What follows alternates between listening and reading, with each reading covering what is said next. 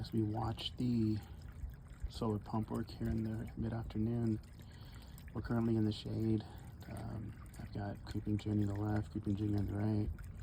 That's a cattail in the back middle, and we got horsetail reed left and right.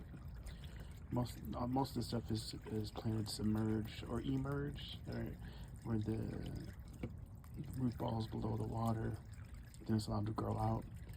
The cattails are probably planted the deepest because they can go the deepest, and then the horsetail reed is a little bit higher, and then even higher is the creeping Jenny. So the whole reason I'm trying to do the creeping Jenny is to have it creep from one pond to the other. So we got one in the middle, start in the middle and try and tease it back over onto the other side. I've got a couple bricks that kind of hang up, and then try and get it to grip onto those bricks, and then throw some roots down to kind of root on that side. And then also creeping Jenny over here on some bricks, and then have some more bricks over here for it to root into.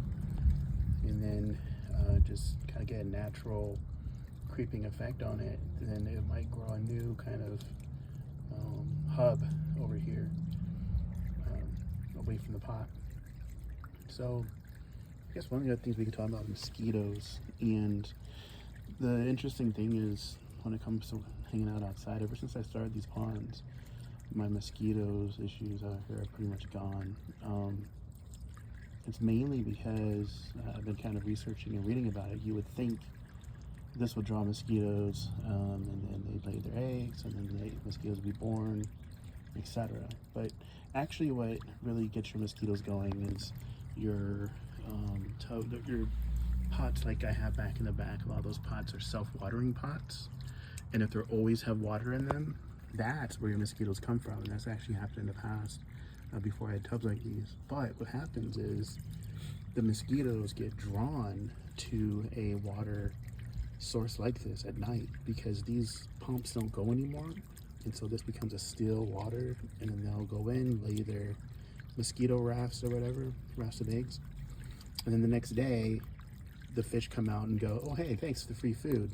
Or if they find a good spot to hatch them, to put them, maybe they find like a really nice spot behind these creeping jennies, eventually the mosquito larvae will come out, and eventually they'll have to start wiggling, and the wiggling effect of them diving every time that something comes after it will then draw the guppies or even the platies or whatever seems to be out here to go and eat them.